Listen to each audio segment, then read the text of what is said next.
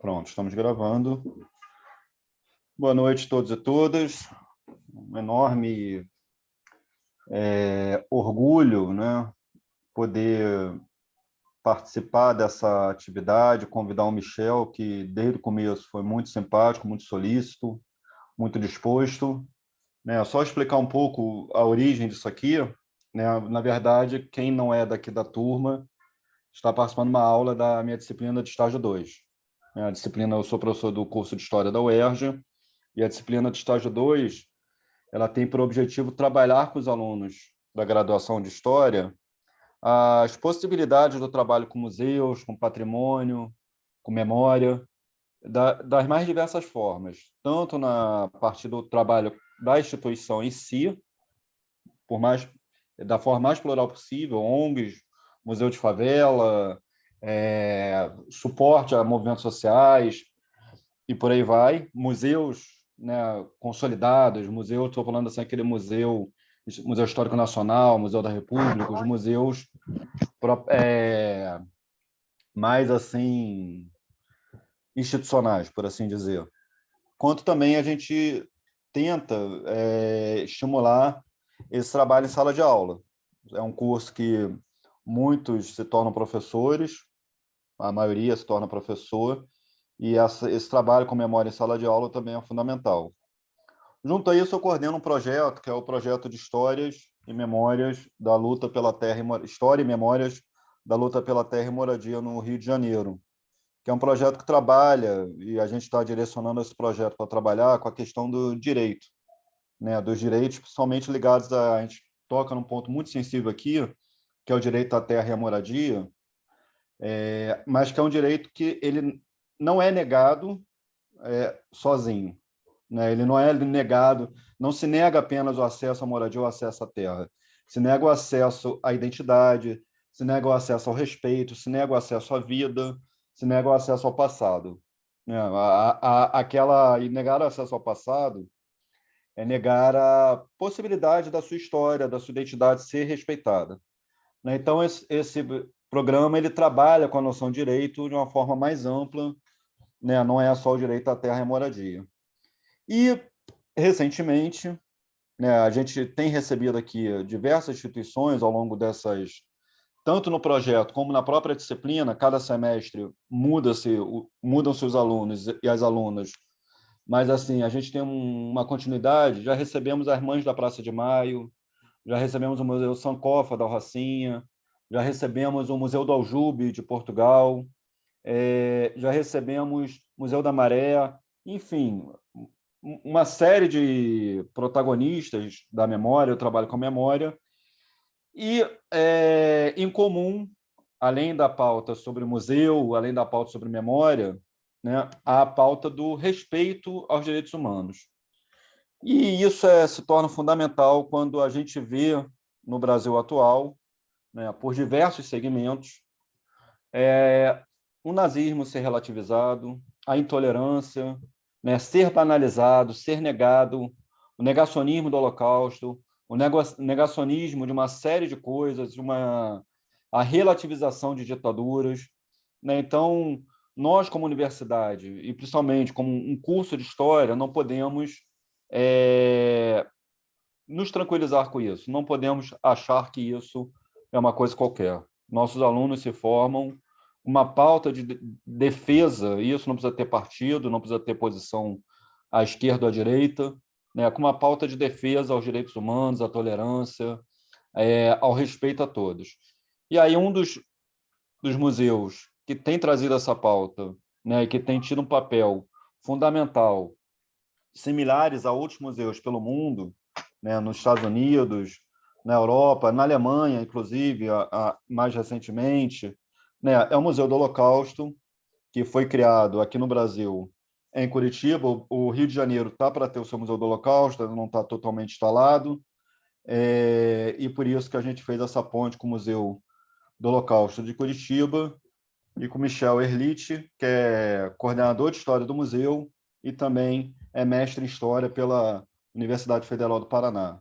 Então, nós estamos aqui, nós historiadores, estamos com um colega Quem não é da turma, quem não é da UERJ, esteja muito à vontade para participar. Essas atividades são abertas, tá? E vocês foram convidados para poder comentar, poder perguntar. Então, boa noite a todos e todas. Para quem está nos assistindo no YouTube depois, né, também bom dia, boa tarde, boa noite. E eu passo a palavra para o Michel, e desde já, Michel, agradecendo você. E é muita honra poder ouvir você hoje, tá? E o trabalho do Museu do Holocausto. Agradeço a sua disponibilidade em estar aqui com a gente. E aí vou deixar mudo e passo para você, tá, Michel? Bom, primeiramente eu que agradeço a oportunidade de estar aqui falando com alunos aqui da UERJ. É uma honra muito grande, tanto a nível institucional do museu, né, o museu tem esse propósito de não estar só focado na sua exposição, no seu público restrito, mas o museu está aberto. Isso se acentuou ainda mais na pandemia, né, que a exposição ficou fechada por mais de um ano e meio, e o museu a gente continuou trabalhando online. Na verdade, trabalhamos muito mais do que jamais trabalhamos, e não só, então, abrir para públicos, mas especificamente também esse vínculo com as universidades, que é algo que a gente está tentando cada vez mais estreitar, sim, quebrar um pouco esses muros que às vezes dividem a, a academia e a divulgação histórica, que me parece que tem havido nos últimos anos um esforço de ambas as partes de tentarmos dialogar cada vez mais. E também agradeço a nível pessoal, como historiador, como também pesquisador que sou, de poder ter a oportunidade de falar algumas coisas que tenho pensado por aí. Eu preparei aqui um PowerPoint apesar que, professor Mário, acho que eu preciso que você autorize que eu compartilhe a tela.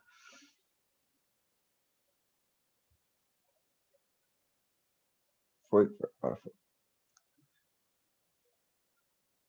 É um slide um pouco para acompanhar, um pouco para me ajudar também,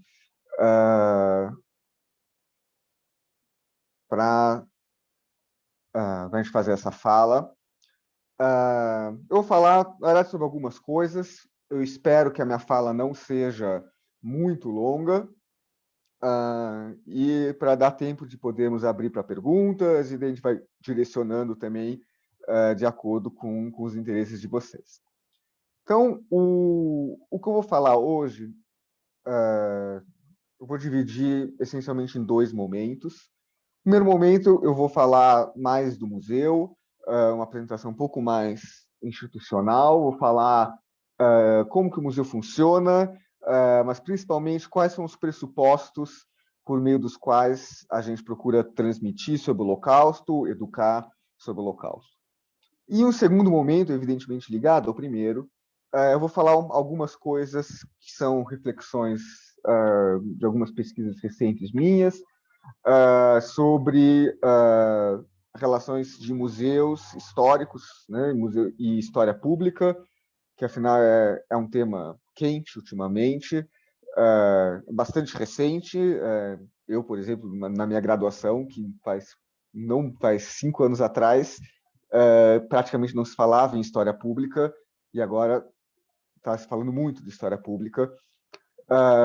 E vou, a partir da experiência do Museu do Holocausto, pensar em alguns desafios da história pública em museus, né? Não no sentido de aqui, sim, pelo contrário, não é nem promover o que a gente faz, é mais dilemas que surgem a partir da prática para a gente discutir, e que me parece que, a partir da experiência do museu, a gente pode pensar em outras experiências também. Então, para começar, né, deixa eu ver, que eu acho que não está passando os slides. Um segundinho. Deixa eu mudar, que eu acho que já sei o que aconteceu.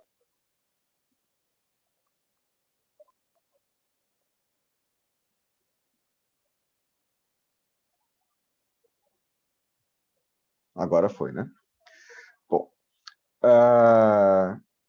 então, pensando um pouquinho, que eu acho que eu estou...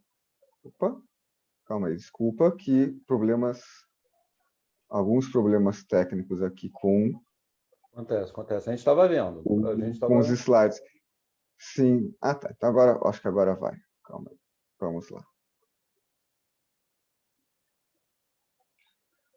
Coisas das aulas online.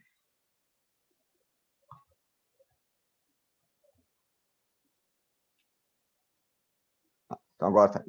Então, quando estamos pensando em museus, memória, história pública, museus pensando a serviço da promoção e defesa dos direitos humanos, a gente está pensando numa relação que, embora às vezes para nós possa às vezes até soar quase natural, principalmente quando pensamos em museus mais recentes, mas ela não é de modo algum evidente, né? Os museus, né, não é exatamente o momento de surgimento dos museus, mas um certo boom de museus, quando um monte de museus são criados, principalmente na Europa e depois aqui também no Brasil, no século XIX, eles são muito ligados a projetos de construção das nações, uma exaltação dos grandes vultos. Então, se a gente pensa nesses museus mais tradicionais, mais antigos, né, no caso do Rio de Janeiro, a maioria eu não conheço, mas no Museu Histórico Nacional, que eu conheço, mesmo no Museu de Belas Artes, a gente está pensando em museus que, obviamente, não necessariamente hoje seguem essa perspectiva, mas que foram fundados sob essa perspectiva de uma pedagogia de cima para baixo. Né? Ou seja, além de muitas vezes o próprio público ser bastante elitizado, mas, acima de tudo, era uma ideia de levar um sentimento de nação aos seus visitantes. E um grande marco de virada é a chamada Declaração de Santiago.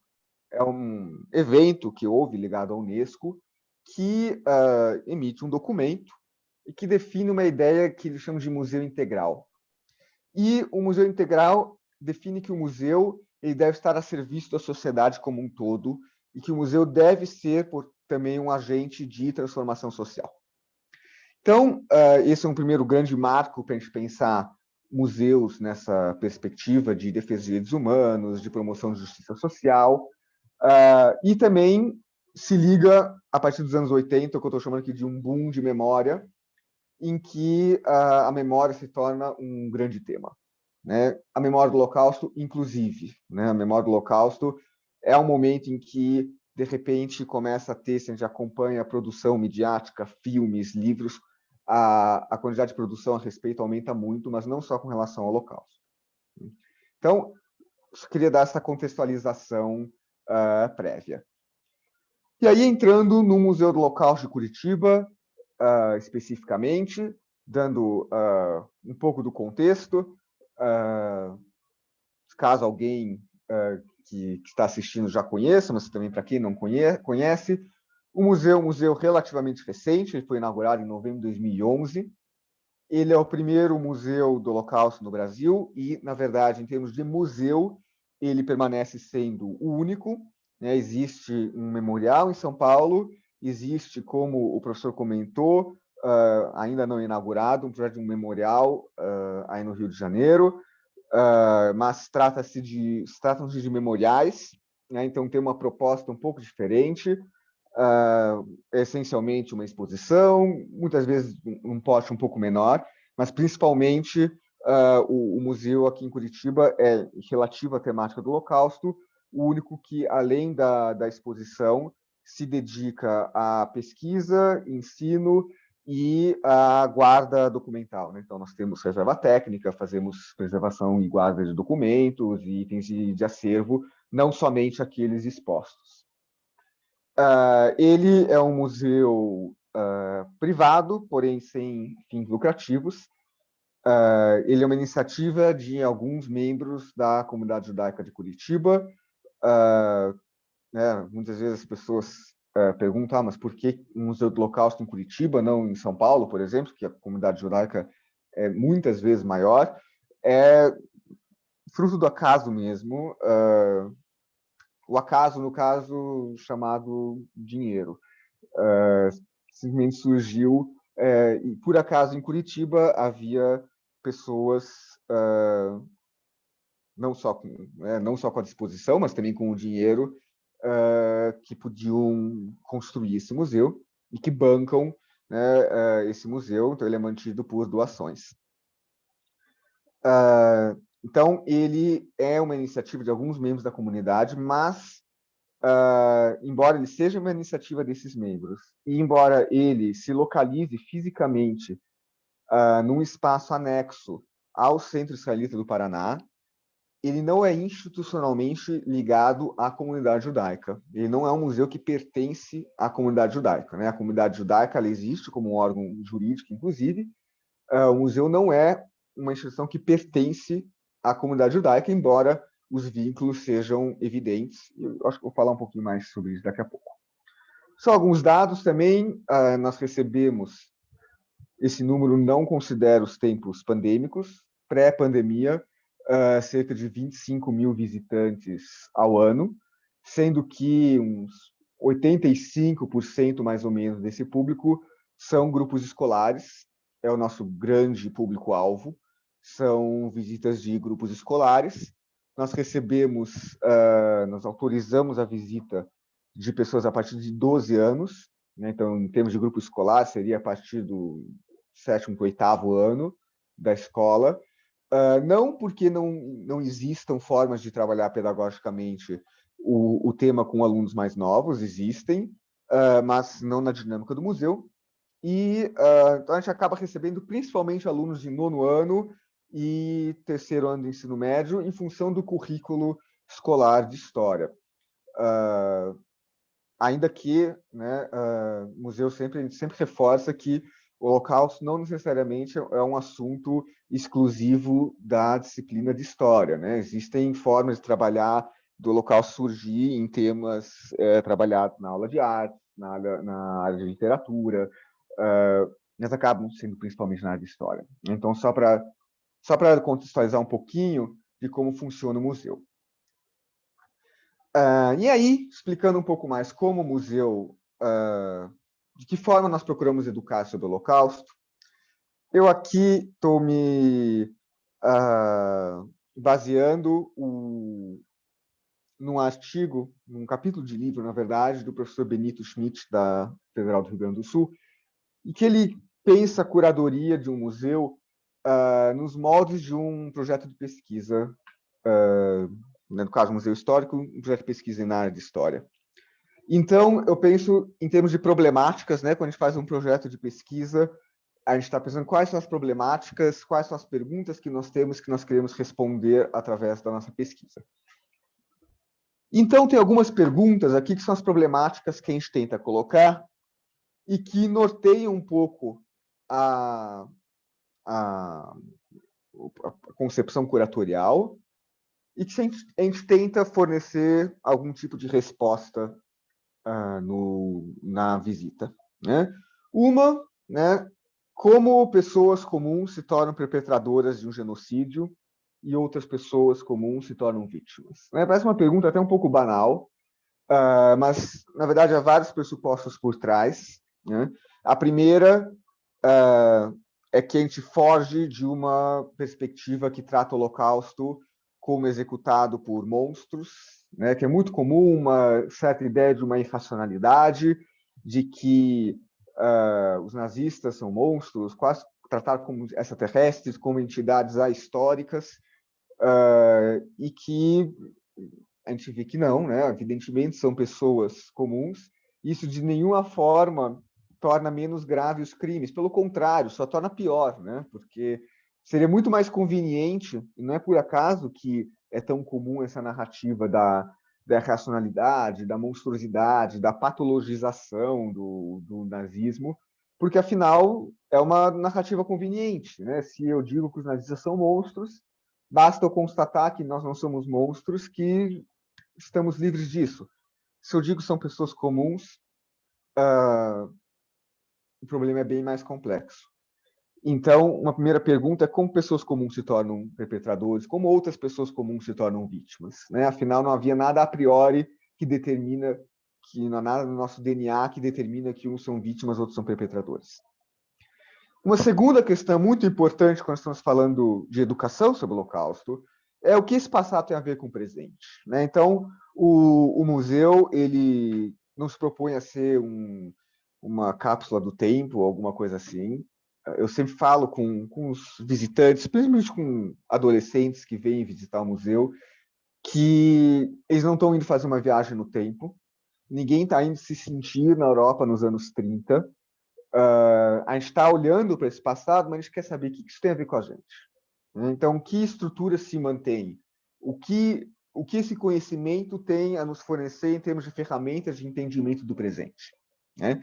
E que aí entra já no terceiro ponto, em que sentido o conhecimento sobre o Holocausto pode ser uma ferramenta para o combate a preconceitos, autoritarismos e fortalecimento da democracia e dos direitos humanos. Então, isso liga com aquela noção de museu integral que eu trouxe antes, que a gente procura ser um museu que é ativo assim, a gente tenta fazer embora evidentemente seja às vezes um grão de areia que seja na transformação da sociedade, mas ser um veículo de transformação social, né? Então a gente não armazena o passado como se isso fosse algo possível, né?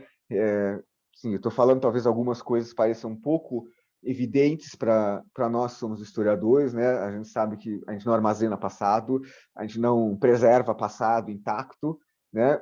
Mas especialmente quando estamos falando para um público mais amplo, é importante fazer esses esclarecimentos porque não é evidente que o passado não pode ser encapsulado. Né? E aí, quero falar de alguns pilares educativos que norteiam tanto a concepção curatorial da exposição, como as visitas mediadas, né? Não falei isso, mas não obrigatoriamente as visitas têm mediador, mas as visitas escolares obrigatoriamente têm mediador do museu. Né? Elas não estão, em nenhum momento, quando é grupo escolar, a gente solta os adolescentes para lá dentro. Eles têm momentos livres, claro, mas a visita tem sempre um mediador. Então, e não só a própria exposição, mas esses princípios que eu vou falar norteiam todas as atividades do museu, desde publicação em redes sociais até mesmo a forma como o acervo é organizado. Eu não vou entrar em detalhes sobre isso, não cabe no escopo aqui da organização de acervo do museu, mas um acervo ele não é organizado aleatoriamente, ele não é um amontoado de objetos. Né? A forma como a gente organiza um arquivo também segue princípios, e a gente procura estar de acordo com eles. Primeiro, é uma coisa que aqui eu chamo de explicabilidade ou transmissibilidade. Eu já falei sobre isso, é justamente a gente trata o Holocausto como um evento histórico, né? Ou seja, ele é uma ação humana ocorrida num determinado espaço, num determinado tempo, e, portanto, nós, historiadores e historiadoras, temos ferramentas capazes de elaborar explicações. É claro que as explicações não são as explicações finais e definitivas, nunca vão haver, mas a gente é capaz de elaborar explicações, por mais provisórias e parciais que elas venham a ser. O Holocausto não é um evento fora da humanidade. O segundo pilar que eu estou colocando aqui é o que eu estou chamando de universalidade na singularidade. Né? É que o Holocausto ele é ao mesmo tempo um evento singular, um evento à sua forma inédito e também universal. Né? O que a gente quer dizer com isso? É importante preservar certos aspectos particulares do Holocausto, aspectos que não estão necessariamente presentes em outros acontecimentos, aspectos que talvez confiram um certo ineditismo, uma certa singularidade. Né? Eu prefiro o termo singularidade do que unicidade, que às vezes é utilizado de forma não muito adequada. Mas, ao mesmo tempo, ele é um evento que também tem uma mensagem universal. Né? A universalidade no sentido que ele diz respeito a crimes cometidos numa sociedade que, afinal, não é tão diferente da nossa, né? A estrutura social que possibilita algo como o Holocausto acontecer não é algo de outro mundo, não é algo tão diferente do que nós vivemos hoje. Então, nesse sentido, ele é universal. Né? Às vezes as pessoas pensam, ele é universal porque a gente fala, não diz respeito especificamente a nazistas, a Alemanha, a judeus, e não só porque, evidentemente, houve outros atores envolvidos, outras vítimas, então também falamos de ciganos, de pessoas com deficiências, de homossexuais, mas ele também não, o Holocausto não diz também só respeito a toda essa lista de vítimas que a gente quiser. Ele é universal no sentido, e aqui eu penso no sentido mais, inclusive, arendtiano, que a Hannah Arendt coloca, que ele é um crime contra a humanidade, no sentido que ele nega um princípio do que seria a humanidade como uma pluralidade. A partir do momento em que alguém considera, tem um plano de eliminar uma parcela da humanidade, isso é um crime contra não só esse grupo específico, embora também, mas contra a humanidade como um todo. Então, é um museu que está tentando se engajar, que procura se engajar nas questões do presente, procura notar paralelos, né? Comparações, sim, né? Comparações, a gente tem que sempre ter em mente, comparação não é a mesma coisa que equivalência, mas comparações, sim, são válidas, paralelos, pensar em termos de continuidades e permanências de estruturas. Por isso, às vezes, pessoas perguntam, mas eu posso, a partir do Holocausto, a partir da visita do museu, estar pensando em paralelos com o racismo no Brasil, por exemplo? E eu digo, não só pode, como estranharia a mim falar sobre abordar o Holocausto no Brasil e não pensarmos sobre racismo. Não pensarmos sobre a realidade no Brasil também. Um terceiro princípio que está colocado aqui é o que é chamado de personificação. Essa é uma perspectiva que não é inventada pelo Museu do Local de Curitiba. É uma perspectiva que, mas também não é evidente. Ela vem de uma mudança, de certa forma, na educação sobre o Holocausto a partir dos anos 1970, que procura pensar o Holocausto de forma menos massificada e mais com rosto, com nome. O que eu quero dizer com isso?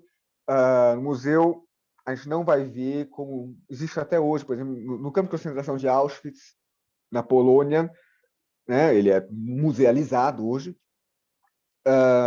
entra-se em barracões e tem um barracão, por exemplo, com uma pilha enorme de sapatos. A ideia é muito uma pedagogia do choque. E a gente não aborda por esse lado. Não porque ter a dimensão, as estatísticas não possam ser importantes, mas porque, primeiro, a gente não tem realmente, a gente sabe, abstração, a gente tem capacidade de abstração para fazer conta com números grandes, mas a gente não tem realmente ideia da dimensão, que é 6 milhões, ou 1 milhão, ou 100 mil pessoas. Né? E, principalmente, a gente, às vezes, é como se, mentalmente, quando a gente vê essa abordagem massificada, a gente ignora que são pessoas. Então, a gente procura devolver essas pessoas rosto, nome, individualidade. Então, a gente fala que a gente não trata de uma história de 6 milhões de pessoas, mas milhões de histórias individuais. Porque a partir do momento que a gente dá nome, dá rosto para essas pessoas, é que a gente consegue gerar um laço de empatia. Eu vi que alguém colocou agora no comentário, né? Até publiquei sobre a pandemia, né? Eu publiquei um texto não acadêmico, texto num jornal aqui de Curitiba, chamado Plural, justamente sobre a questão da personificação e a pandemia. Eu falei tem aquele site Inumeráveis, que trata as mortes da pandemia justamente nessa perspectiva, né? Que a gente fala muito das estatísticas e agora, assim, todo mundo agora sabe calcular a média móvel, esse tipo de coisa. E a gente não pode se esquecer que cada uma essa altura, 600 e alguma coisa mil mortes no Brasil, cada uma dessas pessoas tem uma história, tem uma vida, tem, sim, rosto, nome, desejos, paixões, decepções na vida, né? E aí que entra também o último pilar, que é histórias de vida. O que eu quero dizer com isso? A gente procura, quando a gente trata dessas histórias pessoais, não simplesmente tratar essas pessoas em função do local. E eu acho que isso também linka com o que o Inumeráveis faz com relação à Covid, né? A gente não quer saber só como essas pessoas morreram ou como que elas deram um jeito de sobreviver. A gente quer saber quem que elas são. Por isso, a gente entrega para os alunos que vêm, cada aluno recebe um cartãozinho desses, cada um tem uma história diferente, são histórias de pessoas ou vítimas ou sobreviventes do Holocausto, e a pessoa vai acompanhando ao longo da visita a história dessa uma pessoa. Né? Não aparece aí na imagem, mas no final de cada página está vira a página na sala X, que não é a mesma para todo mundo, porque depende da história de cada um. E a primeira página que está aparecendo, justamente, a gente começa com um nome, com uma foto, e começa a primeira página não fala do Holocausto. A primeira página fala, né, dá até para ler algumas coisas, dá para ver que cresceu numa família numerosa, tinha 5 irmãos, o pai trabalhava fornecendo rações para a cavalaria do exército, os avós eram religiosos, quer dizer, nada a ver com o Holocausto. Por quê? Para a gente não resumir a vida dessa pessoa ao que outros fizeram com elas, né? Mas sim ao que elas mesmo eram e foram. Aí eu passo para aquele meu segundo momento de pensar um pouquinho, a partir da experiência do museu, alguns desafios para a história pública, para digamos, a divulgação histórica, como quer que a gente chama. E aqui eu vou falar de 4 desafios. O primeiro deles é como construir uma narrativa histórica que não seja só para o público, seja não é só naquela perspectiva do museu do século XIX, de cima para baixo, mas sim construir uma narrativa com o público. Como engajar o público, e o público aqui pode ser visitantes do museu, pode ser alunos de uma escola, né? Como engajar esse público numa narrativa. Né? Então, a primeira questão que me parece importante é que seja uma narrativa que dialoga com o mundo do visitante. Às vezes, dependendo de qual é o tema abordado, isso pode ser quase natural. Para outros casos, não é. Né? O Holocausto ser uma narrativa que dialoga com o mundo visitante não é evidente. Né? Por mais que, até vi alguém colocando um comentário, que o tema é muito relevante pensando nos dias de hoje, e certamente eu também acho que é, mas somos nós que tornamos ele relevante, na verdade. A gente pode adotar uma narrativa histórica sobre o Holocausto que eu vou trazer números e estatísticas e movimentações militares e eu trato isso como um assunto do passado sem relação com o presente. É possível, só não é desejável. Então, ela precisa ser uma narrativa que dialogue com o mundo do visitante, dialogue com os desafios da sociedade contemporânea. Por isso, sim, precisa ser uma narrativa que dialoga com o racismo, que dialoga com a intolerância religiosa, que dialoga com a xenofobia.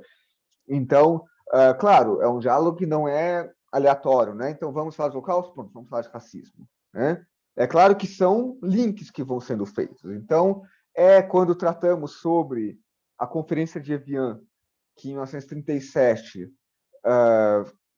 só contextualizando, né? Vários países mandam seus representantes para uma conferência, já em 1937, quando tem cada vez mais judeus procurando sair da Alemanha, para decidir uma política em relação aos refugiados e, no final das contas, decidem que o que está acontecendo na Alemanha é errado, mas que eles não podem receber refugiados. Associar isso, olha só, isso não é uma coisa que simplesmente aconteceu em 1937. Veja o drama que hoje enfrentam refugiados. Podemos falar sobre as embarcações superlotadas afundando no Mediterrâneo, mas podemos falar sobre o Moisés, né, que foi morto no Brasil há poucas semanas atrás. E pensar essa realidade do presente não só como uma ferramenta didática. Né? Então, eu não só uso o presente para o meu aluno entender melhor o passado. Né? O presente é o ponto de partida. Eu vou ao passado para conseguir elaborar uma compreensão histórica desse presente, para esse presente não ficar sem uma historicidade que lhe dá base, e eu volto ao presente. Então, eu retorno ao presente o tempo todo. Mas, ao mesmo tempo, por que isso é um desafio? Por que isso não é fácil? Porque os saberes são construídos pelo público, certamente, a gente não tem controle sobre o que o público vai pensar ao final da visita, né? A gente tem que também ter em mente as nossas limitações, nem sempre o público vai entender da forma como a gente entende. Isso nem sempre é algo ruim, mas, sim, o museu ele tem a obrigação de direcionar essa construção dos saberes, de não ser um agente neutro. A gente não apresenta fatos como se fosse algo imparcial, a gente sim procura direcionar uma compreensão e que, por exemplo, vai em direção de combater os negacionismos e, estou chamando de revisionismos ideológicos, usando o termo que o professor Marcos Napolitano, da USP, usa, que são essas distorções, como, por exemplo, dizer que o nazismo é de esquerda, né? Que não é uma negação dos fatos, mas se constrói uma narrativa falsa, mesmo que a partir de fatos verdadeiros. Então, o museu não é um agente neutro, sim, o público vai construir esses saberes, o conhecimento não vai vir pronto do museu, mas sim, o museu vai apontar uma direção. O segundo grande desafio é um desafio da história pública de modo geral, mas do museu histórico talvez especificamente também, que é tornar acessível sem simplificar. Né? O que eu quero dizer com isso? Né? Muitas iniciativas de história pública, né? A gente está sempre, quando a gente está falando com um público mais amplo, é claro que a gente tem que adaptar a nossa linguagem.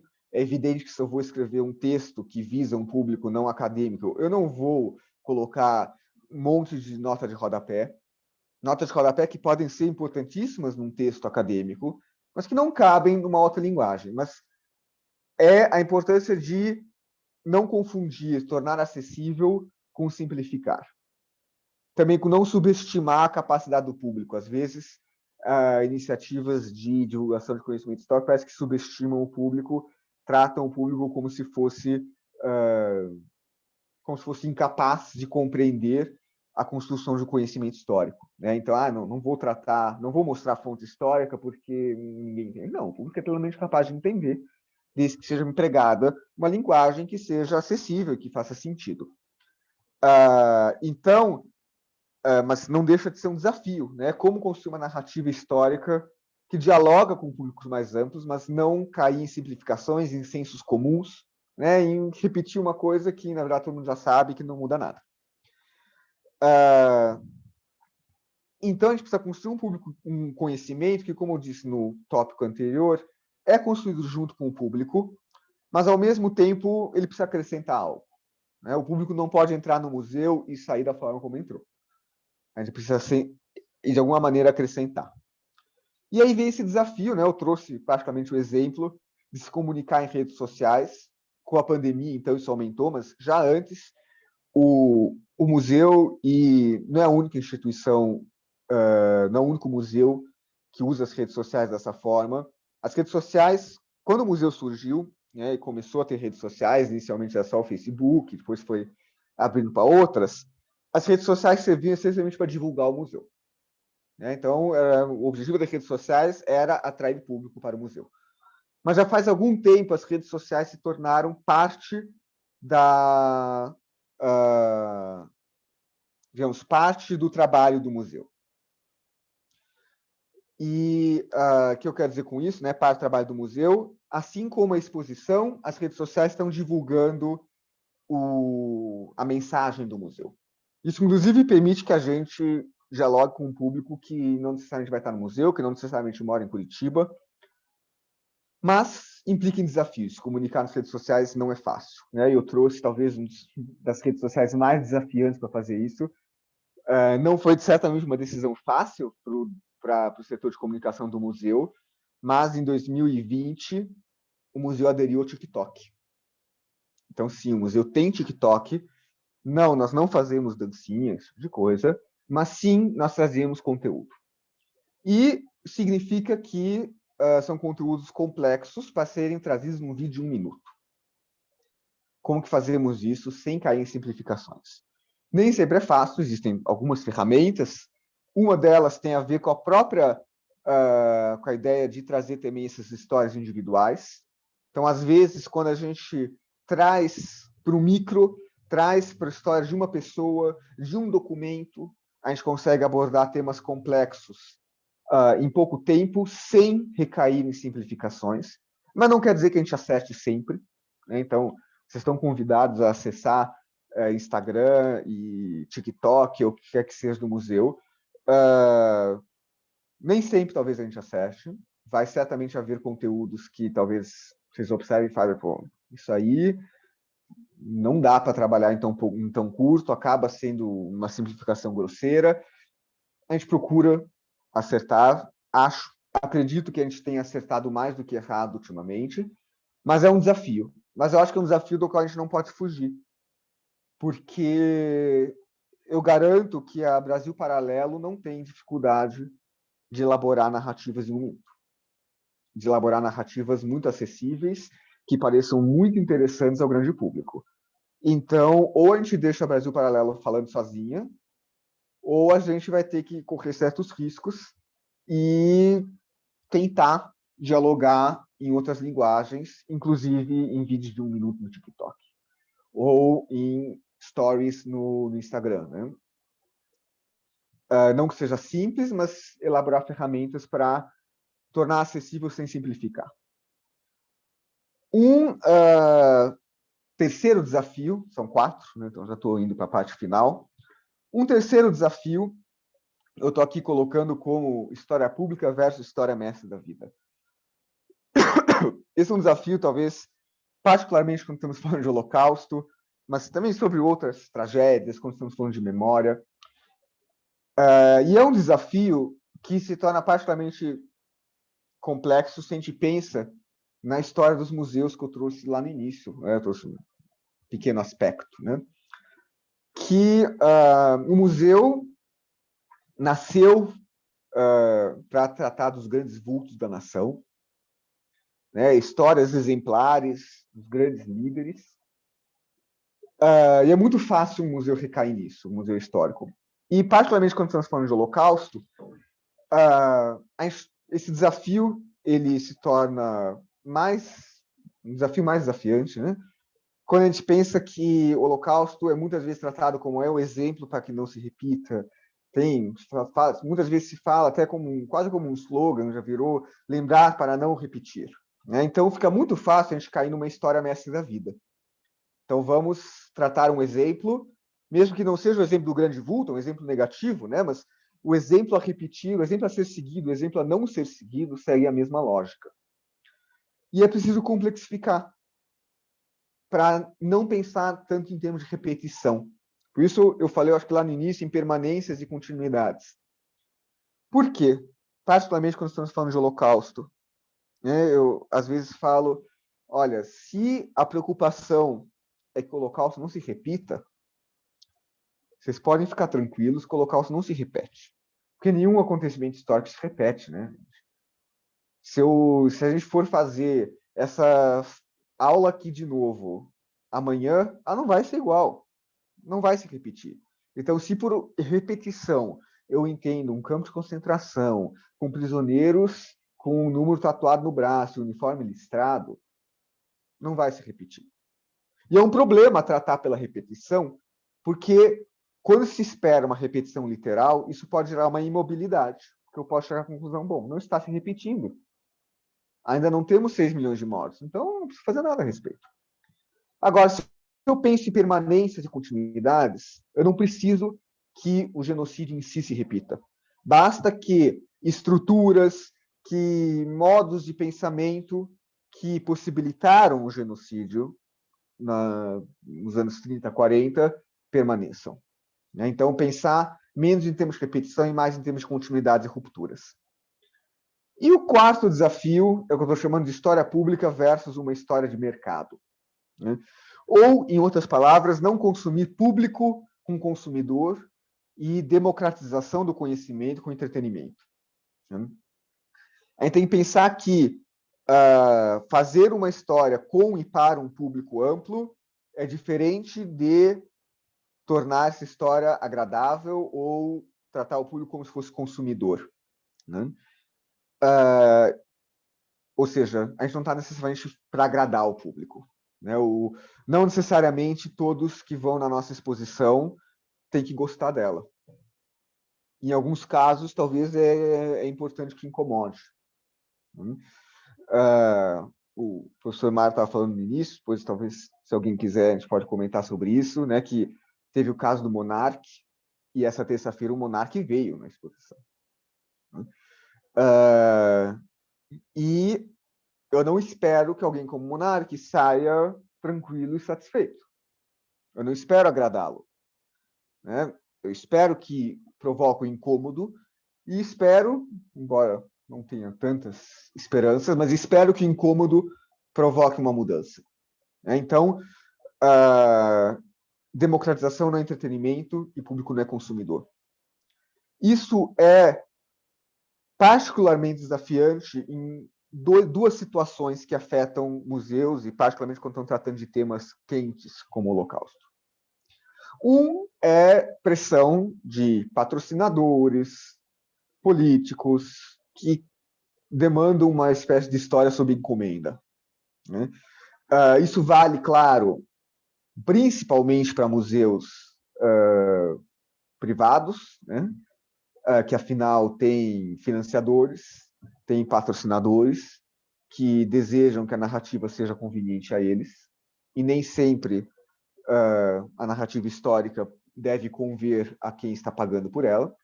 Mas mesmo nos museus públicos, né, cada vez mais, né, dentro de uma perspectiva neoliberal, cada vez mais comum que museus, mesmo públicos, dependam de patrocínios externos, de leis de incentivo à cultura. Então, há uma privatização, mesmo quando não há uma venda do museu, né? Mesmo o museu sendo público, ele é privatizado na prática.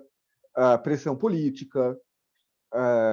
Então, por exemplo, eu lembro que aqui em Curitiba tem o Museu Paranaense, o Museu Histórico do Estado, e a gestão, não a gestão atual, a gestão anterior, o diretor do museu é uma pessoa bastante interessante, fez várias coisas interessantes no museu, positivas, mas a impressão que dava é que, como contrapartida para manterem ele, era que praticamente uma vez por ano tinha uma exposição em homenagem a um ex-governador. A impressão que dava era que, né, o governo do estado falava, ok, você pode falar de mulheres, pode falar de operários, que ele falava, pode mudar a perspectiva como os negros são apresentados, porque na exposição que havia anteriormente, a única menção à presença negra no Paraná era uma corrente usada para escravizados, né? Era a única menção. Então, ele, por exemplo, trouxe várias outras questões, mas parece que a contrapartida era, então, ter uma vez por ano uma exposição em homenagem ao ex-governador tal. Então, só para mostrar que, infelizmente, mesmo nos museus públicos, essa pressão existe de fazer uma história sob encomenda ou uma história de mercado. E o outro grande desafio é com temas que geram um certo fascínio, né? E aqui eu trago uma reportagem do site Aventuras na História. Não estou dizendo que tudo que o Aventuras na História publica seja ruim, tá? Pode haver coisas interessantes lá, mas é um site, por exemplo, que não só ele, mas sites de divulgação histórica que têm uma perspectiva mais de mercado publicam com uma frequência incomodamente grande coisas sobre nazismo e que nem sempre são exatamente as informações mais pertinentes. Às vezes parece curiosidades que tratam o passado como se fosse uma atração turística e não de forma crítica. Então, por exemplo, a reportagem que eu trago aqui, livro revela por que Hitler nunca se casou. A gente fica pensando qual que exatamente é a relevância dessa informação para pensar criticamente a partir do Holocausto da sociedade. né? Então, é uma perspectiva que foca no indivíduo Hitler, no fato de ele nunca ter se casado, que diferença faz, né? Então, bom, History Channel, que está estão alguém nos comentários, então nem se fala, né? 1000 vezes pior. É uma perspectiva sensacionalista, uma perspectiva que quer vender, né? Quer vender passado, né? Não é nem história, né? Quer vender passado. E aí, uma das vezes, é um passado, como eu estava dizendo, como uma atração turística. O passado como se fosse um safari, como se fosse um zoológico. Então, eu vou ao passado atrás de uma curiosidade, de preferência algo bem bizarro e grotesco, e posso aí, depois dessa minha imersão, como um momento de entretenimento, eu volto ao presente, né? Eu vou ao passado como um escape, ao invés de ir ao passado para criticar o presente, né? Então, é um desafio, né, particularmente para um museu como o Museu do Holocausto, que nós temos, às vezes, uma demanda de produzir conteúdo. Voltando para a questão das redes sociais, né? As redes sociais muitas vezes têm uma exigência pelos algoritmos e tudo mais, a gente precisa estar divulgando conteúdo e tomar o cuidado para não estar divulgando esse tipo de coisa que não agrega em nada. Então, eu só trago aqui, caso alguém queira, algumas referências bibliográficas, né, algumas que embasaram um pouco a minha apresentação, tanto aqui tem referências tanto pensando sobre história pública, como sobre nazismo e holocausto, como sobre mais teoria da história, só para terem ideia, só para assim, da onde que eu estou tirando algumas coisas. E com isso eu encerro essa fala, eu acho que até excedi o tempo que era proposto, e abro, vou fechar aqui a tela de compartilhamento, e abro para perguntas, para comentários que queiram fazer. Michel, só fazer uma colocação antes. Pô, maravilhoso, muito didático. E gostei muito, assim, da proposta. Eu não conhecia, né? Eu conhecia, assim, quer dizer, eu não conheço o museu presencialmente, mas, assim, já quero muito visitar. Já queria antes, e agora me deu mais vontade ainda, porque é um trabalho que a gente pega em temas muito delicados, né? Não só em relação ao nazismo, né? Mas sempre que se mexe nessa questão, a gente acaba mexendo em várias outras questões contemporâneas. E eu achei muito corajosa a proposta do museu que você apresentou aqui, e muito... Eu acho que é isso, é um trabalho de fato muito bonito, por mais que não seja a função dele agradar, muito pelo contrário, né? Mas a nossa função como historiador é exatamente tocar nessas feridas. E você falou de um ponto aí tanto da singularidade, eu achei isso interessantíssimo, e dessa questão de, ao mesmo tempo, a gente aproximar, né, das vítimas, a partir dos relatos, né? Eu concordo, né? Existe uma construção, existe uma narrativa hoje em dia, né, principalmente pelo cinema de Hollywood, eu acho, talvez, né, que nazistas são monstros, são demônios, né, são pessoas malvadas, né? Eu não vi o filme, mas assim, eu li o livro O Menino do Pijama Listrado. Eu não gosto nem um pouco daquele livro. Eu acho que Hitler era o cara mau, de mau humor, não sei o quê. E não, né? Você pega a Queda, era um cara agradável, era um cara ali que convivia, que gostava de cachorro, era vegetariano, né? E isso que a Hannah Arendt fala aqui, eu botei até o livro aqui atrás, né? No Eichmann, em Jerusalém, é de que ela esperou ver um fanático nazista, né, sendo julgado lá, o Adolf Eichmann, que era um burocrata do regime nazista, né? Ela esperou ver um fanático e encontrou, ela fala até assim, é um cara até desinteressante, ele era um burocrata, né? E que é isso, e que ela fala da banalidade do mal exatamente, de que o Eichmann poderia até... Né, a gente vê burocratas assim pelo Brasil, né? A gente vê pessoas que são super cidadãs de bem, mas que são capazes das maiores atrocidades, caso sejam conduzidas ou sejam mobilizadas, conduzidas, acho que não é a palavra, conduzida dá a impressão realmente de uma coisa, foi enganado, sejam mobilizadas a isso, né? E a gente fala disso aqui, vou abrir para as pessoas comentarem, só vou pedir para quem quiser falar, se inscreva no chat ou levante a mão, tá? Para organizar aqui, para a gente não falar junto. Mas a gente vive numa cidade, no caso aqui do Rio de Janeiro, que nós estamos falando, que ela passou por um apartheid social, né? Ela vive um apartheid social. Eu concordo contigo, a gente não pode... e daí que eu gostei da ideia da singularidade, né? Mas aqui no Rio de Janeiro, meus alunos vão ouvir isso pela 10ª vez, talvez, né? O bairro do Leblon, que aparece na novela das 8, o bairro da Gávea, do Leblon, que é, né? Manuel Carlos, Helena, tal, é o bairro que já teve, é um dos bairros que já foi de maior população, não foi o mais, né? Mas foi um dos mais com população negra no Rio de Janeiro. E houve um processo de remoção de favelas, houve um processo de limpeza étnica, né? De um apartheid social, de afastar essas pessoas e valorizar o que hoje se tornou a Zona Sul do Rio de Janeiro, um dos bairros, ou talvez o bairro mais caro do Brasil, né? Então, eu acho que essa proposta do museu e a gente entender tudo isso, né? Eu gosto muito de um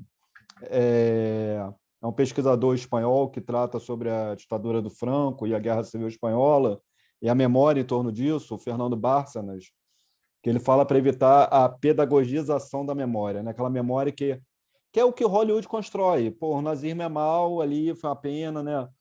Coitado dos judeus, sofreram muito, a gente não quer que isso aconteça, mas a gente não entende aquilo, né? E a gente não consegue identificar os sinais que levam aquilo, né? E por isso que eu acho que aí estou direcionando aqui para os alunos, né?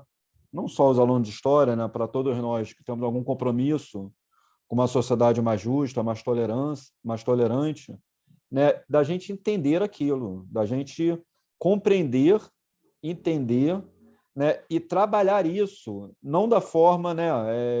Eu vou passar isso em alguma aula para eles. Quem já foi meu aluno de estágio 2 sabe. Aquelas fotos que as pessoas vão lá no Memorial do Holocausto, lá em Berlim, aí tira foto, não sei o quê, né? Não compreende o que é aquilo, não compreende a dramaticidade e qual o significado daquilo. Não é um lugar para você tirar foto sorrindo, não é um lugar para fazer selfie, é um lugar para você refletir, né? É claro que tirar foto no museu, não sei o que, ainda mais em área de internet, né? A gente tem que compreender isso também, mas as pessoas apareciam fazendo pose, né? Foi até um jornalista israelense que acho que mostrou isso daí, o absurdo disso daí. Então, esse o que o Paul Ricoeur fala, né, dos abusos da memória, daquela memória repetida, banalizada, é o que a gente tem que evitar, né? É compreender tudo isso. E nesse ponto, o papel do museu é um papel muito bom. Michel, vou pedir para você comentar, se você quiser comentar sobre isso, eu vou abrir para umas 3 inscrições, aí você comenta em bloco, pode ser? Uhum. E mais uma vez te agradeço aí, Michel. Oi. Então, só rapidamente comentando, só algumas coisas que você colocou. O Menino Pijama Listrado, eu particularmente também não gosto. Acho que é um filme que o objetivo dele parece que é fazer as pessoas chorarem. E no final ainda choram pelo motivo errado, porque as pessoas choram porque o menino errado foi morto, né? Não Então, sim, acho um pouco problemático. E existe um debate sobre essa questão de a forma como o cinema aborda, que parece que sempre tem no final uma Sim. mensagem bonitinha, e que então no final se percebe que sim, no fundo as pessoas são boas, há bondade no mundo. Então tem essa ideia um pouco do final feliz. Isso. E muitas histórias são reais, só que então, sei lá, a história da lista de Schindler é real, né? Mas é muito mais conveniente falar da lista de Schindler do que falar da narrativa do Primo Levi, por exemplo, né, que eu estou vendo também aí ao fundo, que não é uma narrativa otimista, né?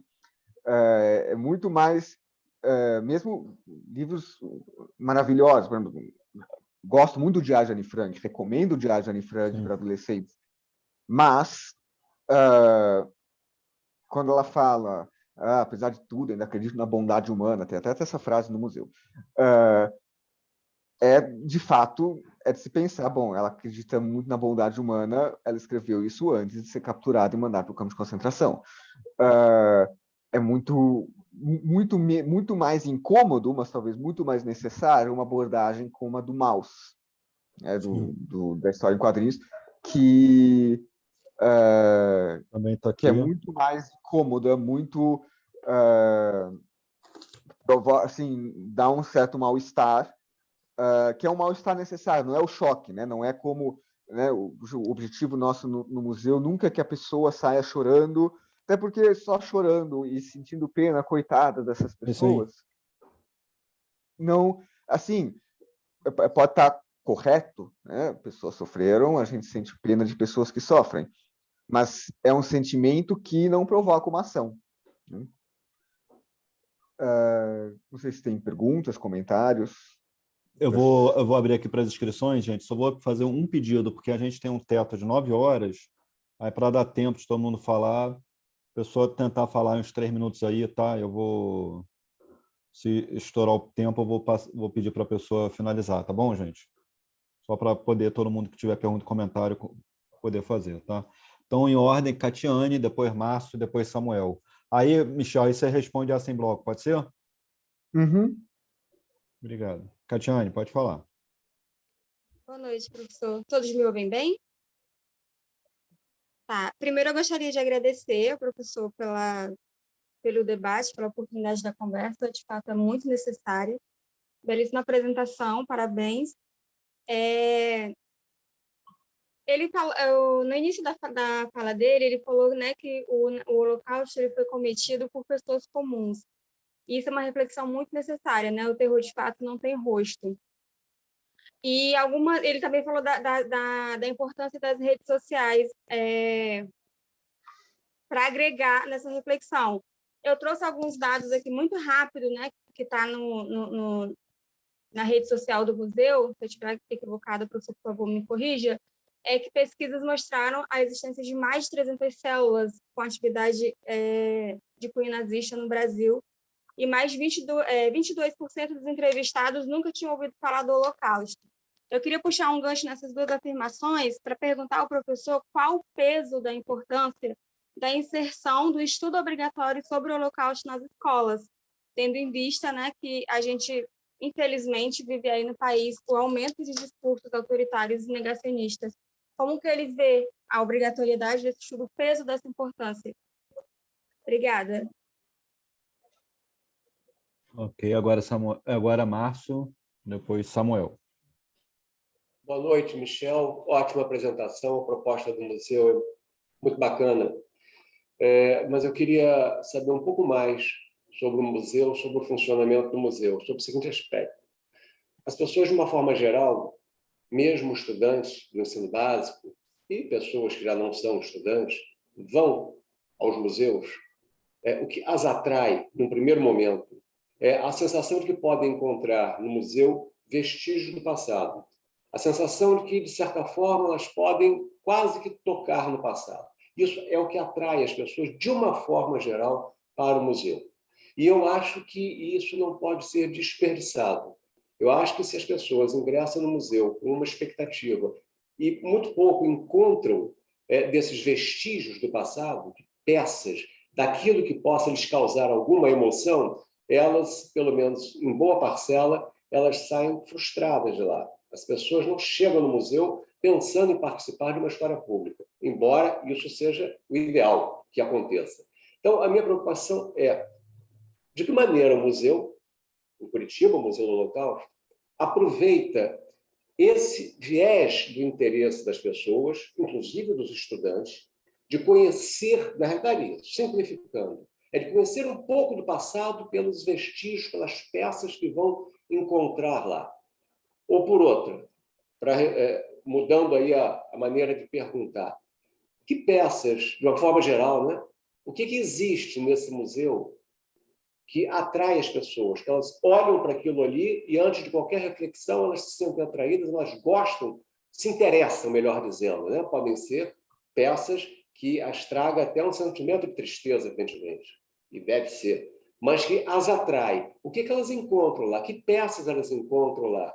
Que objetos, de uma forma geral, elas encontram? Elas saem dali impressionadas com aquilo e, a partir daquilo ali, elas vão refletir. Essa é a pergunta. Valeu, Márcio. Agora, Samuel, pessoal, quem não for da turma, for convidado externo, quiser se inscrever, pode, né? A Maria Schweng fez alguns comentários aí no chat também. Estejam à vontade, tá, gente? É aberta a participação. Samuel, e depois o Michel responde, e a gente faz um outro bloco depois, tá, gente? Boa noite. Queria agradecer aí pelo convite do professor, né, para participar, e dar os parabéns aí para o Michel pelas palavras, pela iniciativa. Eu já visitei alguns lugares, tipo em São Paulo, né, como foi comentado a existência, mas que é voltado mais para a divulgação da cultura mesmo, né? E eu achei bem interessante essa proposta do museu, não conhecia. Quando for a Curitiba, com certeza irei para conhecer. Dessa proposta mesmo de mostrar a questão do nazismo em si, né? Igual a Vera Catiani comentou aí, a situação de existência de muitos, né, pessoas envolvidas, mas que muitas das vezes nem sabe do que se trata, não tem conhecimento nenhum do que foi, do que é, mas infelizmente a gente ainda vê surgindo aí movimentos aí com esses aspectos. Com relação ao museu em si, gostaria de saber se a questão assim, de acervo, se tem exposições permanentes, a origem, como que foi que se iniciou, tendo em vista também aí o pouco tempo, né, de existência, tendo em vista outros museus que existem Brasil afora ou até mesmo mundo. Beleza. Michel. Bom, deixa eu responder, então, a cada uma das perguntas. Só deixa eu ver que tem alguém, eu acho que acrescentou a pergunta ao Márcio, como eu trabalho as questões sensíveis de violência. Tá.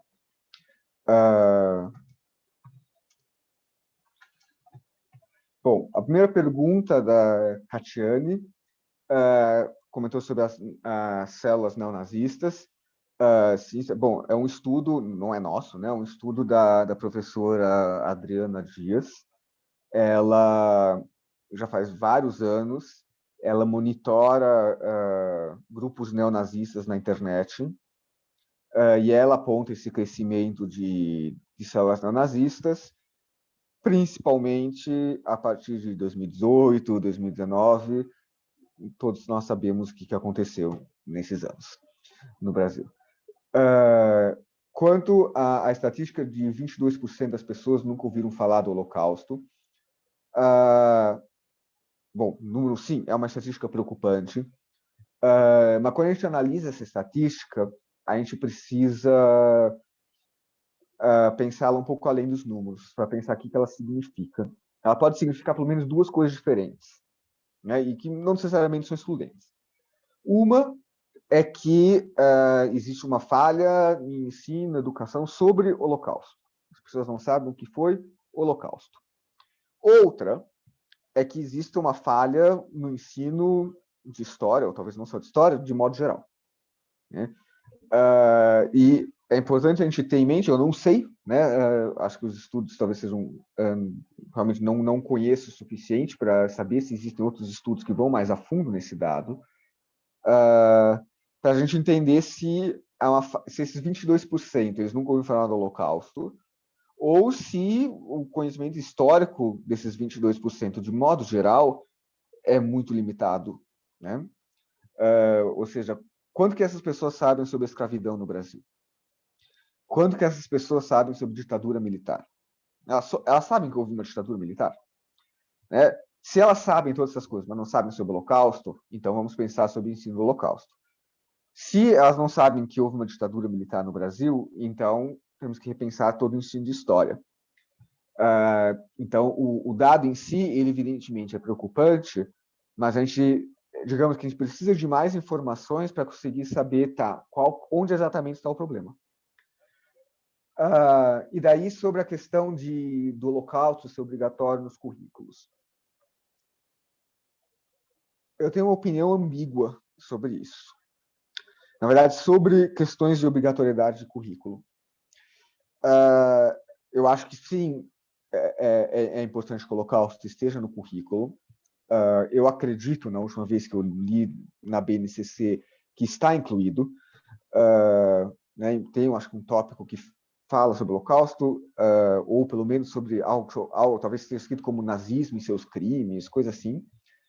Então, o que eu saiba está na BNCC, e está na maior parte dos livros didáticos, que, dependendo da qualidade que os livros didáticos têm, os livros didáticos são, muitas vezes, a referência para preparo de aulas e tudo mais, ainda mais considerando a realidade em muitas escolas em que não existe tempo hábil mesmo para preparo de aulas, então o livro didático acaba tendo uma importância muito grande. Então, sim, acho que é importante que seja um currículo parte do currículo obrigatório, mas, por outro lado, eu tenho sempre um pé atrás com iniciativas que tratam de conteúdo A, B ou C de forma isolada. Primeiro, são muitas vezes iniciativas que não surgem de pessoas ligadas à educação. Muitas vezes são iniciativas, não só sobre o local, sobre outros temas também, que surgem de, às vezes, grupos isolados de pressão, que não entendem de educação, não entendem de currículo, e que querem daí o seu tema como obrigatório. Muitas vezes desconhecem, por exemplo, os documentos que já existem, LDB, BNCC e tudo mais. E aí me preocupa um pouco quando vira uma coisa isolada de outros temas, né? Então, sou a favor da inclusão do Holocausto. Então, se a iniciativa é vamos incluir o Holocausto na BNCC, por exemplo, né? Mais que eu veja problemas na própria concepção da BNCC, mas uma vez que ela existe, então vamos incluir ensino do Holocausto na BNCC. Mas iniciativas isoladas, eu tenho um pé atrás, né? O quanto que se entende de currículo, né? Porque até porque, por exemplo, né? Por mais que eu acho que ensino local seja importante, eu acho que precisa ser ensinado tudo mais, também conheço a realidade de ensino de história em escola. Até porque eu dou aula em escola também. Então, é absurdo se eu começar a querer exigir uma profundidade no tema que exija que um professor ou professora gaste 2 meses de aula para falar de Holocausto. Adoraria. Eu posso falar um ano inteiro sobre o Holocausto.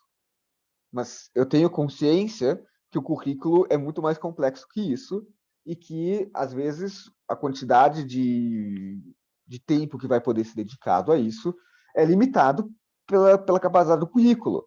Né? Nós temos, por exemplo, eu não sei como que está sendo feito no Rio de Janeiro, com o novo ensino médio aqui no Paraná, o conteúdo obrigatório de história, para quem não for por itinerário formativo que vai abordar algo assim, o núcleo básico de todo mundo vai ter 2 aulas semanais no primeiro ano do ensino médio e 2 no segundo ano do ensino médio.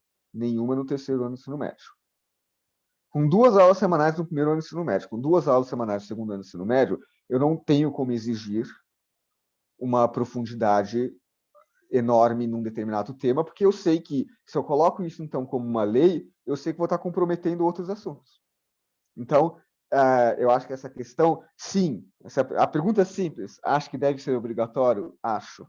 Mas acho que isso sempre tem que estar sendo pensado com muito cuidado e com muito conhecimento profissional sobre currículo. Né? Alguém está falando aqui vai ser só no primeiro ano. Então, assim, o ensino médio é uma tragédia. Assim, é trágico. Assim, o que já era ruim para piorar. A pergunta do Márcio sobre a questão dos vestígios de peças, né? Eu não comentei mesmo muito sobre acervo, mas sim, o museu tem peças de acervo na exposição, também temos na reserva técnica. Então existem peças que, digamos, chamam a atenção. E como que as peças estão organizadas? Elas estão organizadas justamente dentro dessa perspectiva, desses pilares que eu citei. Então, geralmente, são objetos, documentos que permitem contar histórias individuais. Então, por exemplo, um objeto, né, que você perguntou, um que chama atenção, que atrai público, que todo mundo quer ver. Temos, particularmente, um dos objetos que eu mais gosto, até porque a grande maioria dos objetos que estão expostos são os originais, e esse é um dos objetos que é uma réplica, mas é uma réplica que atrai, que é uma boneca. O original está no Museu de Washington, nos Estados Unidos. É uma boneca. Sim, então tem a boneca, o objeto. E qual que é a ideia? Né? É que, por meio desse objeto, por meio dessa boneca, que sim, faz esse papel de atrair público, de ser aquela coisa que chama atenção, mas é por meio dessa boneca, então vamos contar a história da criança que brincava com essa boneca. Qual que é a história dessa boneca? O que ela tem a ver com o Holocausto? Então, é pegar esses objetos e conseguir linkar eles com... Na verdade, eles estão expostos dentro do museu de forma coerente com esses princípios. Então, temos, por exemplo, né, um objeto meio clássico, temos uma estrela de Davi amarela. Mas o que é relevante para a gente? Não uma estrela de Davi aleatória, qualquer, que simplesmente permita a gente explicar o que era uma estrela de Davi e por que tinha que usar. É uma estrela de Davi que pertenceu a uma pessoa específica e que nós podemos contar a história dessa uma pessoa. Então, tem o passaporte com J vermelho, mas então tem essa peça de acervo, tem aquilo que atrai, mas tem a ideia de que forma nós podemos contar uma história a partir desse documento.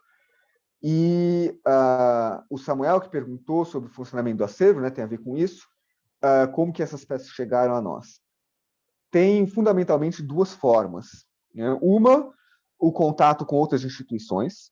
Então, como eu disse, essa boneca veio do Museu do Holocausto de Washington, nos Estados Unidos. Então, nós temos algumas peças que foram doadas por outras instituições, principalmente no início do museu, mas a partir do momento que ele começa a funcionar, que o museu começou a ter um certo grau de visibilidade, nós recebemos muitas doações de pessoas. Tá?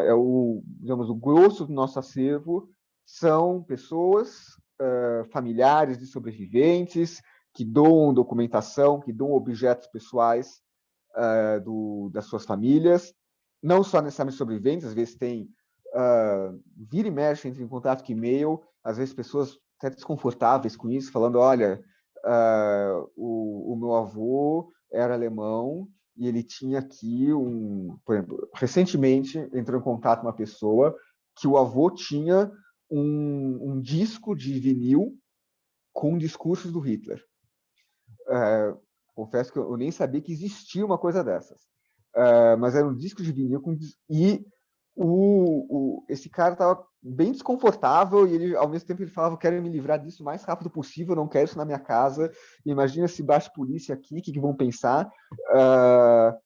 E ele doou esse objeto. Então, sim, das formas mais aleatórias, às vezes, possíveis, nós recebemos, tanto, então, como eu disse, de outras instituições, como de pessoas.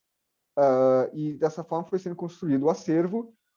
Nós temos atualmente cerca de 3% do acervo está exposto, e o restante está na reserva técnica. Parte dele pode ser usado em trocas de acervo na exposição permanente. Então, nós tivemos, no final do ano passado, foi feita uma troca de acervo. Então, entraram novos objetos. Existe uma vitrine no museu que, uma vez por mês, é trocada a peça. Né? Serve também um pouquinho como marketing para atrair. Olha só, você veio meio ano atrás, se você vier agora, vai ter um objeto diferente. Mas temos uma vitrine que todo mês é trocado. Nós não temos como fazer isso com muitas outras peças da exposição, porque assim, toda a troca de acervo envolve não só um trabalho, mas envolve custo, né? Desde coisas simples, fazer a plaquinha, o acondicionamento não é sempre igual. Então, nós temos uma vitrine que vai trocando e nós temos exposições temporárias.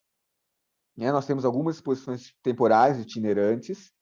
Nós temos uma que, inclusive, eu não devia ter pesquisado isso antes, mas eu não sei se ela ainda está no Rio de Janeiro, mas ali estava, que era uma exposição era uma exposição pequena sobre a perseguição à população negra durante o Holocausto, né, aos chamados afro-alemães, né?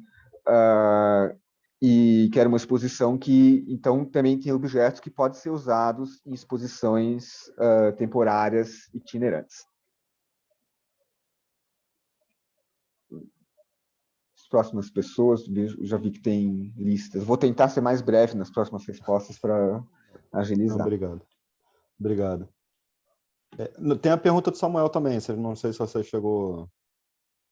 Se você respondeu no pacote. Eu acho que eu respondi no pacote, tá. Me corrija se eu for errado, mas a questão do acervo, da origem das peças, eu acho que era isso. Foi. Sim, já. Isso.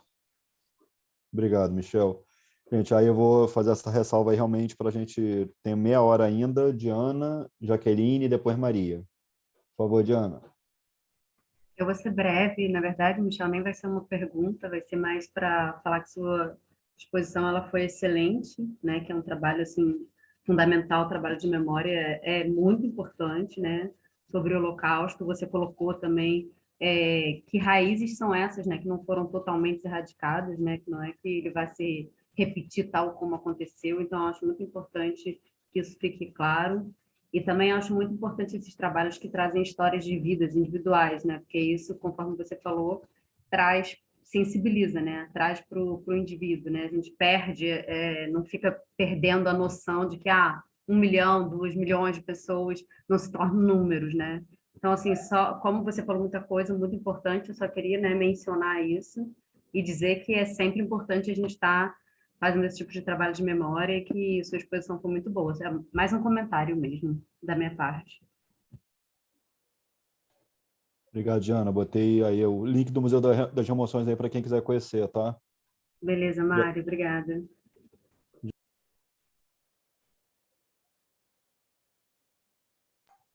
Jaqueline, pode falar. Sim. Eu só queria perguntar, porque ultimamente eu estou cada vez mais descrente que é só uma questão de não saber, né? A gente está vendo essa tragédia na educação, a educação é importante, mas a gente tem que saber os limites, né? Eu realmente estou cada vez mais críticas que a questão do Holocausto, que eu vejo o Holocausto como racismo, né? É só uma questão de não ter conhecimento, não soube o que aconteceu, porque, como você disse, né, o Holocausto não foi uma patologia, não foi... a pessoa não era simplesmente má ou maluca, né? E pensando nisso, eu fico pensando no Silvio Almeida, que ele fala exatamente isso: o racismo não é uma loucura, não é uma doença, é um modo de organização de mundo, que dá critérios muito específicos na hora da crise, na hora que o bicho pega, de dizer quem vai comer, quem vai viver, quem vai trabalhar, quem vai receber cuidado. E às vezes eu sou muito criticada porque tudo eu jogo na culpa do capitalismo, né? Mas eu vou jogar onde? No feudalismo? Então, cada vez realmente eu fico pensando, será que é só não saber?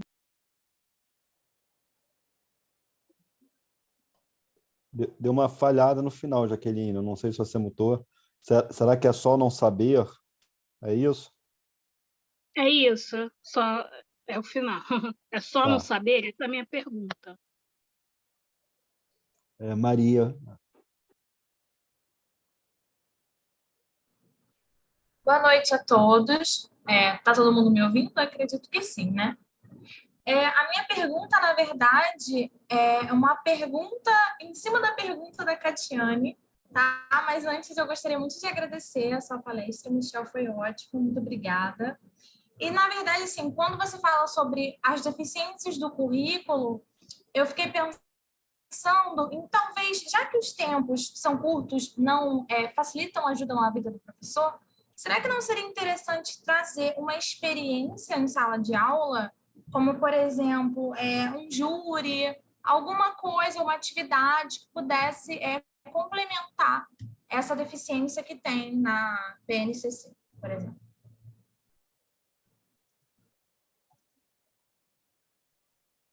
Michel, esteja à vontade. Essa é a nossa luta, Maria. Mas vamos deixar para o Michel falar. Bom, para Diana, bom, primeiro, obrigado. Inclusive, já abri até aqui, acessei o Museu das Emoções, que eu não conhecia, porque bastante interessante, né? Fiquei bem interessado, na verdade. Então, realmente, essas questões dessas raízes que não foram erradicadas, para mim, tem muito a ver com justamente dar uma historicidade ao nazismo, ao Holocausto, que justamente quando a gente percebe que o nazismo também tem raízes anteriores, né, ao próprio nazismo, porque às vezes parece que o nazismo é narrado como se tivesse surgido do nada. E, obviamente, ele não teria apoio popular, não teria sido tudo que foi se tivesse surgido do nada. A gente conseguir relacionar com, por exemplo, com as teorias de eugenia, do racismo científico do século XIX, é uma questão muito importante, justamente porque daí a gente percebe, bom, se o nazismo tem raízes anteriores a ele, então não é o fim do nazismo, né, em termos, né, práticos, né, a Alemanha é derrotada na Segunda Guerra Mundial. Se as raízes são anteriores ao nazismo, então o fim do nazismo não necessariamente vai ser o fim dessas ideias. Quanto à pergunta da Jaqueline, né, será que é só não saber? Não, eu não acho que é só não saber. Eu acho que são questões bem mais profundas, mas, ao mesmo tempo, digamos,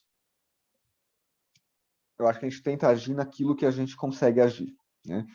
Sem se iludir e achar que, então, por meio da educação ou uma visita ao museu, eu vou mudar tudo e vou conseguir resolver todos os problemas do mundo. Não, né? A gente tem que também ter em mente, né?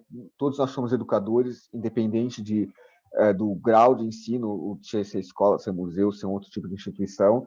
A gente também tem que ter em mente as nossas limitações, até para evitar, até em termos de nossa saúde mental, para evitar frustrações.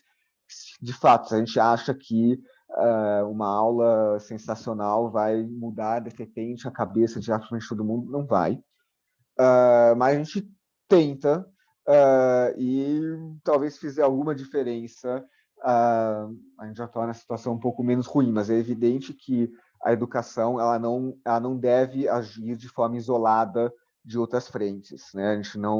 A educação não pode ser despolitizada ou ser pensada como ela é somente isso na sala de aula, eu vou mudar o mundo assim, né? Ela tem que ser articulada a uma série de outras questões. E quanto à pergunta da Maria, sim, estou plenamente de acordo, né? Existem diversas ferramentas didáticas, e aí é claro que vai caber a cada professor ou cada professora decidir, né, que ferramenta que cabe melhor para o seu grupo de alunos. Mas certamente existem ferramentas, e gosto bastante das ferramentas que tragam esse estudante a participar, a construir esse conhecimento junto, mesmo que às vezes seja, sim, o grau de profundidade de conhecimento vai ter que ser adaptado, mas também a gente também tem que ter em mente que o objetivo da escola não é, o objetivo da aula de história não é formar historiadores, né? O da aula de história na escola. Então, existem um certo nível de detalhes que também está ok, né? Às vezes é mais importante justamente provocar uma reflexão, gerar um tipo de júri, uma atividade que gera algum engajamento, do que conhecer todos os detalhes, né? A gente fala no museu que o mais importante não é que o aluno que vem no museu saiba, ao final, a diferença entre um campo de trânsito e um campo de extermínio. Não importa. Não é isso que é importante, né? O importante é ele entender que os processos que podem gerar isso, entender como que algo assim foi possível. Michel, temos mais... A Edilma fez uma pergunta aí no chat, a Manuela quer fazer uma pergunta. A Maria quer fazer mais uma pergunta. Pessoal, aí eu só vou pedir para a gente fazer esse bloco final, porque eu também, fora dessa atividade aqui, eu tenho que ter uma rápida conversa só com a turma de estágio 2, tá? Para conversar sobre a aula que vem. Então, eu vou pedir para fazer esse último bloco e passar para o Michel. Tá? Maria, a sua é no chat ou você quer fazer no áudio?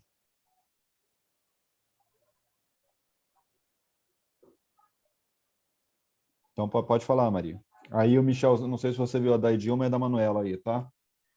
No chat. Eu só queria pontuar, na verdade, aproveitar para perguntar, em relação até mesmo à pergunta da Jaqueline, porque, professor, você não acredita que talvez a contribuição desse crescimento, por exemplo, das células neonazistas também não aconteça por causa de uma falta de fiscalização, controle e punição? Porque, por exemplo, quando eu participei desse júri, eu tinha, sei lá, 16 anos, eu consegui só no Google mesmo encontrar bastante material neonazista e, assim, grupos de Facebook super fácil. Então, será que talvez não falta também uma fiscalização, um controle, uma punição, talvez, por parte do governo, não sei, que acabe contribuindo para isso? Bom, eu acho que eu vou responder primeiro a da Manuela, porque a da Edilma e da Maria acabam sendo sobre temas semelhantes. E vou responder rapidamente a da Manuela, sobre o trabalho que colocou no chat, né? O trabalho, se tem um dia que o tema é leve, se tem algum processo que me ajuda. Bom, eu acho que assim, para início de conversa, nem todos os dias eu trabalho com coisas tão, digamos, quentes, né? Boa parte do meu trabalho, como eu acho que qualquer emprego no mundo, boa parte do meu trabalho é meio burocrático, né? Então, eu passo boa parte do meu dia catalogando ficha, né, vendo ficha de imigração e preenchendo dado no banco de dados. Nós temos, por exemplo, a gente tem um banco de dados de sobreviventes do local que vieram para o Brasil, e a gente tinha até pouco tempo atrás, esse banco de dados ele era uma planilha do Excel. E agora a gente está colocando num banco de dados, foi criado, com um monte de dados, então tem que pegar a ficha de imigração. Então, assim, é um trabalho interessante, legal ver as fichas de imigração, eu gosto de lidar com fonte histórica, esse tipo de coisa, eu gosto de fazer tabela, mas, enfim, talvez seja uma forma também de aliviar, no sentido que eu não estou, nem eu, nem nenhum funcionário do museu, estamos o tempo todo lidando com neonazistas na internet, né? A gente está, boa parte do trabalho é trabalho de procedimento burocrático diário com coisas que não são necessariamente tão, por um lado, talvez não sejam tão excitantes, e por outro lado também não geram tanto estresse. Quanto à pergunta sobre as células neonazistas, né? A Edilma perguntou se eu acredito que essas células têm alguma conexão com a confusão e falsa simetria que fazem entre nazismo e comunismo. Eu não sei, para falar a verdade, eu não sei o quanto que as células neonazistas vão por esse lado, tá? Tenho certeza que não é só as células neonazistas que vão para essa questão dessa falsa simetria de uma equivalência nazismo e comunismo. Para ser sincero, hoje à tarde eu estava escrevendo um texto que talvez vá para um texto não acadêmico, novamente, justamente, digamos, para explicar por que essa simetria não faz sentido. E ela é uma equivalência, né, que tem, ela cumpre dois propósitos simultâneos, né, que é o de criminalizar o comunismo e de descriminalizar o nazismo, né? Porque se eu digo o comunismo é tão ruim quanto o nazismo, eu estou procurando criminalizar o comunismo, tirar o comunismo do debate democrático e o que evidentemente é uma desonestidade, no sentido que não é nem uma questão de estabelecer se Stalin foi tão ruim quanto Hitler, não é nem essa questão, mas é pensar que, enquanto os crimes stalinistas, que certamente terríveis, eles não são, no mínimo, não são a única interpretação possível da doutrina comunista, enquanto, se a gente lê o Mein Kampf, se a gente lê o programa de 25 pontos do nazismo, o genocídio parece óbvio, né, como projeto. Então, por um lado, visa a criminalização do comunismo, visa retirar uma ideia do debate democrático, e, por outro lado, serve para relativizar o nazismo, porque é um jeito de dizer, bom, já que o comunismo está legalizado, então o nazismo também, né? Que, bom, os Monarque ou Kim Kataguiri andaram falando por aí. Então, é bem complicado, mas eu não saberia dizer, confesso que não estudo a fundo essas células neonazistas para saber dizer se elas vão por aí. Eu acho que não, na verdade. Eu acho que elas não vão pelo lado da simetria.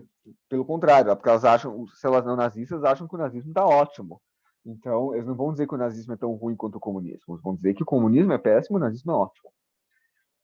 Geralmente, os grupos neonazistas vão também negar o Holocausto. Isso é uma questão de falta de controle, punição, fiscalização. Bom, certamente não há muito controle, punição e fiscalização, mas é muito difícil haver, né? É muito difícil controlar o que circula na internet, né?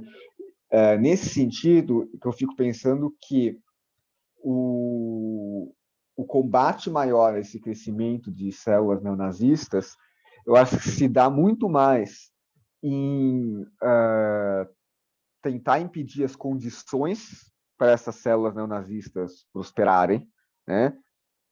Então, né, nós vemos, infelizmente, nos últimos anos, crescimento da extrema-direita, não só no Brasil.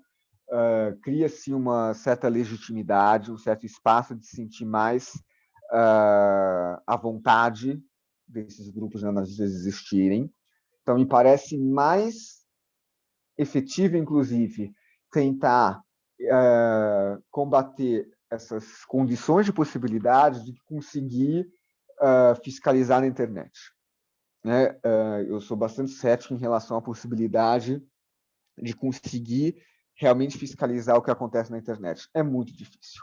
E, de fato, você tem razão, quando você vai para pesquisar na internet, encontrar site neonazista, é muito fácil, mas, de fato, é muito difícil, né? Acredito, eu tenho a impressão, às vezes, impressão não, né? Que muitos setores que atualmente que deveriam fiscalizar não fazem muita força para fiscalizar esses sites, mas mesmo que fizessem, acho que seria muito difícil. Então, eu assim, por mais que eu acho que deva haver fiscalização, punição e controle, não acho que não acho que a gente vai conseguir por esse meio. Acho que essa é uma batalha a ser travada, mas é uma contenção de danos. Desculpa que eu ia compartilhar a tela, mas não vou fazer isso não. Falei com o Michel antes de começar aqui, né? Hoje mesmo foi um pastor preso. Você nem se é pastor, né? Se apresenta como pastor. Quem é do Rio de Janeiro já viu que ele picha, ele e o grupo, picha Bíblia sim, Constituição não. E ele, ao ser preso e estar sendo filmado, ele falou sobre eu quero que os judeus se fodam. Isso falou, assim, gravado. Então, esse tipo de atitude... Eu vou fazer alguns comentários rápidos também. Aí, Michel, se você quiser dar uma completada. Até pelo que a Maria falou, que puxa um gancho ótimo para a nossa turma aqui, né? Eu acho que são duas coisas, Maria, e alunos de História. Uma coisa é o espaço que a História tem na grade, né? E aí, assim, essa redução desse espaço que ela é muito ruim porque está rolando meme aí na internet, você troca a filosofia por educação financeira, por exemplo, eu troco história por educação financeira, para aprender o cara a viver com aquilo ali, para fazer com que o cara aprenda a viver com aquele salário, não para ele questionar por que ele recebe aquele salário, né? Não para ele entender o mundo, é para ele aprender a lidar com aquilo, né? Então, nós, historiadores, professores de história, a gente tem que aproveitar o pouco tempo que a gente tem para tratar de temas muito complexos, profundos, né? E uma coisa assim, é fazer isso da melhor maneira, com recurso didático. Você falou aí que você teve uma aula maravilhosa do julgamento. É claro, isso é uma das maneiras que a gente pode trabalhar, como uma prática didática, né? Mas isso não impede da gente achar que o tempo que é dedicado às disciplinas de humanas, que nos ajuda a pensar o mundo, que nos ajuda a refletir, nos ajuda a entender que, por exemplo, isso que o Michel falou é perfeito, e eu acho que é exatamente por aí, a despeito dos erros do sistema socialista, não soviético, no leste europeu, a despeito dos erros do capitalismo, né, em crises de fome pelo mundo, Índia, África e por aí vai, e as crises de fome na China, na Ucrânia, não soviética, né, nenhuma desses sistemas, né, propõe vamos matar as pessoas, vamos exterminar uma quantidade X da população, ou vamos eliminar todos aqueles, porque nós somos a verdadeira raça pura, nós somos o verdadeiro povo, e aqueles ali são inimigos, atrapalham a nossa sociedade, são traidores, e por aí vai. Né, o nazismo textualmente defendeu isso. É isso que o Michel falou,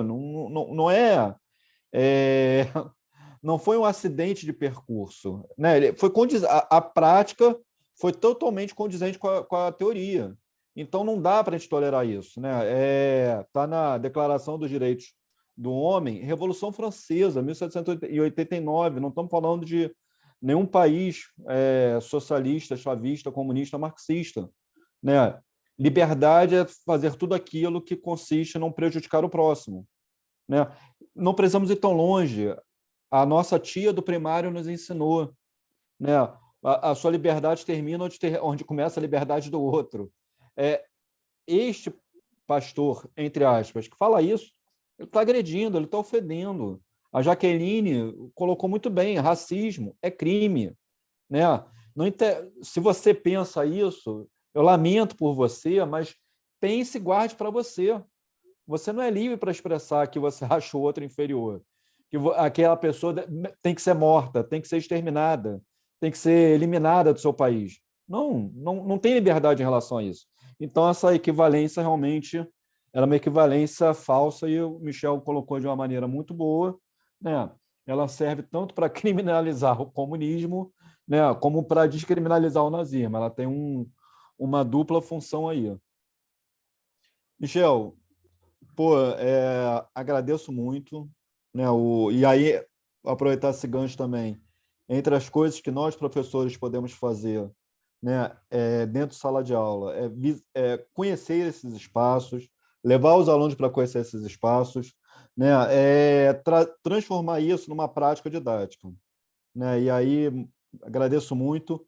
Michel, eu passo a palavra para você se despedir. Vou pedir para as pessoas, quem se sentir à vontade, a gente gosta sempre de postar uma fotinha no Facebook lá do projeto, para vocês abrirem a câmera, a gente vai divulgar essa atividade depois lá. E depois que o Michel falar, gente, eu vou pedir só para a turma de estágio 2 ficar, para a gente conversar sobre a próxima aula, tá? Bom, queria agradecer a oportunidade, foi muito legal o bate-papo, acho que espero ter contribuído, e fico à disposição para qualquer parceria, e todos estão convidados quando estiverem em Curitiba. O museu já reabriu, só fazendo assim, só o serviço, o museu, a visita é gratuita. No entanto, precisa de agendamento prévio, tá? Então, se vocês forem vir para Curitiba, agendem antes, porque realmente, se só aparecer na porta, não vão mandar embora. Então, precisa de agendamento prévio, e ainda mais no momento em que a gente ainda está operando com capacidade reduzida de pessoas, é preciso uma certa antecedência para agendar. Mas são muito bem-vindos e também são muito bem-vindos a acompanharem o trabalho do museu nas redes sociais. Então, fora isso, só agradecer e fico à disposição para o que quiserem. Se alguém quiser alguma coisa, quiser conversar, tem dúvida, quer fazer alguma coisa, pode entrar em contato, é só pedir para o professor Mário, que ele tem meu e-mail, que eu estou à disposição. Obrigadão, Michel. Pessoal, obrigado. Michel, assim, quando eu for para Curitiba, vou querer conhecer o museu, e se você tomar cerveja, eu vou querer tomar uma cerveja com você, tá? Então, está marcado. Convite é estendido a todos, tá, gente? A todas. Obrigadão, Michel. Obrigado, Obrigada pessoal. pelo convite, Mário. Tchau, tchau. Valeu, Prazer, Jana. Michel. Obrigado, Tchau, gente. tchau. Prazer, Tchau, gente. Obrigadão aí. Deixa eu parar de gravar.